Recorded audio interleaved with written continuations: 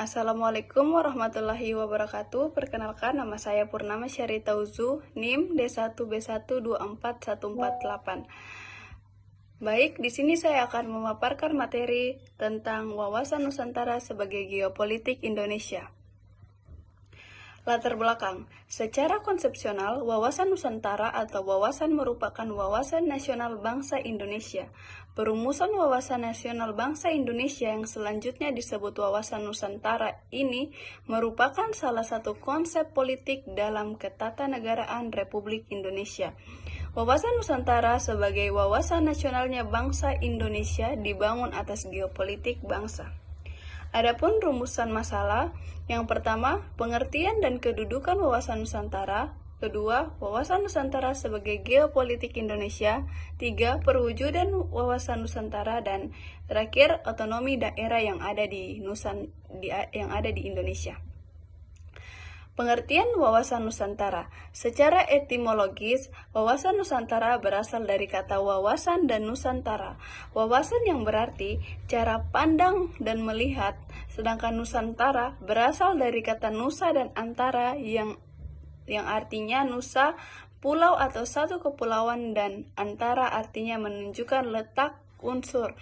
Jadi, Nusantara adalah kesatuan kepulauan yang terletak antara dua benua. Sedangkan pengertian secara terminologis, wawasan menurut Prof. Man Usman, wawasan Nusantara adalah cara pandang bangsa Indonesia mengenai diri dan tanah airnya sebagai negara kepulauan dengan semua aspek kehidupan yang beragam. Selanjutnya, wawasan Nusantara sebagai geopolitik Indonesia. Di sini ada tiga. Yang pertama, paham geopolitik Indonesia, perumusan wawasan Nusantara. 3. Batas wilayah negara kesatuan Republik Indonesia. Dan 4. Unsur dasar wawasan Nusantara. Paham geopolitik Indonesia. Paham geopolitik bangsa Indonesia terumuskan dalam konsepsi wawasan Nusantara bagi bangsa Indonesia. Geopolitik merupakan pandangan baru dalam mempertimbangkan faktor-faktor geografis wilayah negara untuk mencapai tujuan nasionalnya.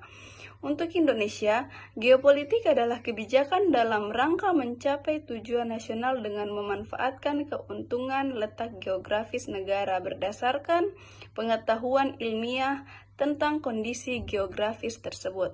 Secara geografis, Indonesia memiliki ciri khas, yakni diapit dan dua samudra dan dua benua, serta terletak di bawah orbit GSO, dan Indonesia bisa disebut sebagai benua maritim Indonesia.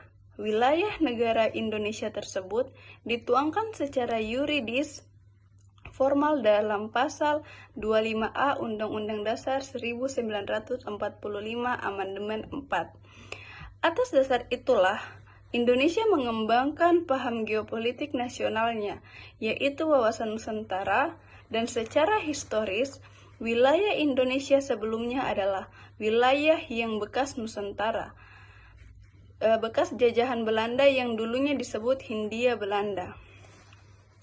Yang kedua, perumusan wawasan Nusantara.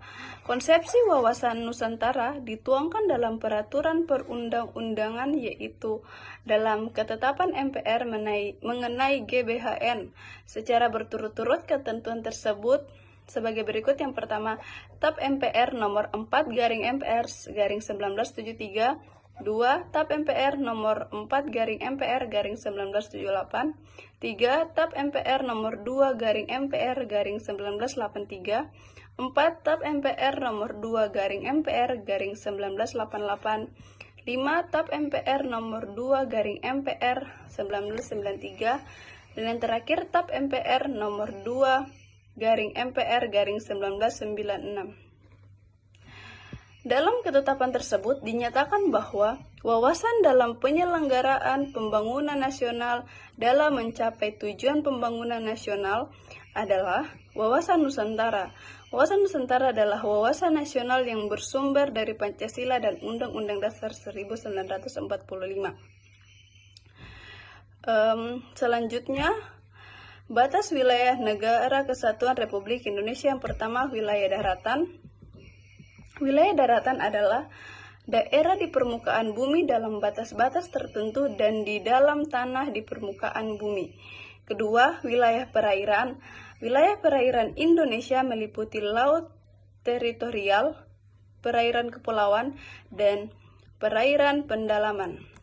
Ketiga, wilayah udara. Wilayah udara adalah wilayah yang berada di atas wilayah daratan dan lautan perairan negara itu. Seberapa jauh kedaulatan negara terhadap wilayah udara, di atasnya terdapat beberapa aliran. Yang pertama, teori udara bebas, dan yang kedua, teori negara berdaulat di udara.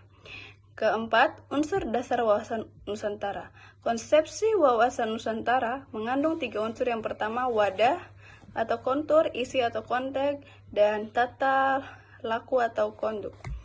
Baik, selanjutnya ada perwujudan wawasan Nusantara. Yang pertama, perwujudan wawasan Nusantara sebagai kesatuan politik.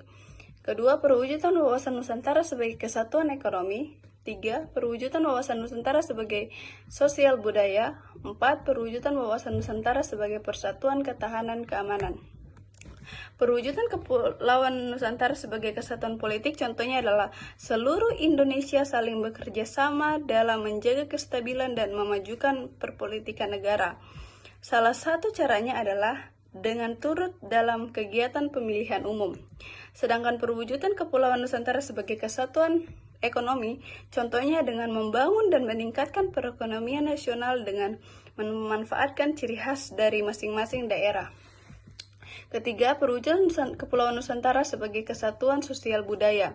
Contohnya adalah dengan melakukan berbagai upaya untuk melestarikan dan mengembangkan budaya daerah agar tidak tergerus oleh pesatnya arus globalisasi. Dan terakhir, perwujudan Kepulauan Nusantara sebagai kesatuan pertahanan keamanan.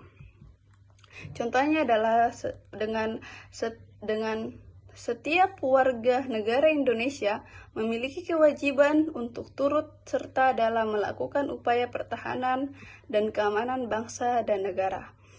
Jadi keempat perwujudan utama tersebut menjadi penunjuk bahwa Indonesia merupakan sebuah keberagaman yang tersebar pada ribuan pulau dalam gugus Kepulauan Nusantara. Baik, masuk ke materi yang terakhir, otonomi daerah yang ada di Indonesia. Ada 3, yaitu desentralisasi, dekonsentrasi, dan tugas pembentuan. Desentralisasi adalah pelimpahan wewenang dari pemerintah pusat ke pemerintah daerah. Daerah diberikan kewenangan untuk membuat peraturan daerah atau perda dan melaksanakan kebijakan sesuai dengan kondisi dan kebutuhan masyarakat setempat. Sedangkan dekonsentrasi adalah pelimpahan wewenang dari pemerintah pusat kepada perwakilannya di daerah. Keputusan strategi tetap diambil oleh pusat, namun pelaksanaannya dilakukan oleh perwakilan di daerah. Tugas pembantuan adalah penugasan dari pemerintah pusat kepada pemerintah daerah untuk melaksanakan tugas tertentu. Biasanya terkait dengan program nasional yang membutuhkan keterlibatan seluruh daerah. Adapun kesimpulan dari materi ini, yaitu wawasan Nusantara adalah cara pandang dan sikap bangsa Indonesia mengenai diri dan lingkungannya yang serba beragam dan bernilai strategis dengan mengutamakan persatuan dan kesatuan wilayah. Ini merupakan sebuah konsep geopolitik yang menempatkan Indonesia sebagai satu kesatuan politik yang utuh, meskipun terdiri dari ribuan pulau. Baik, mungkin itu saja yang bisa saya sampaikan tentang materi wawasan Nusantara sebagai geopolitik Indonesia. Saya tutup dengan Assalamualaikum warahmatullahi wabarakatuh.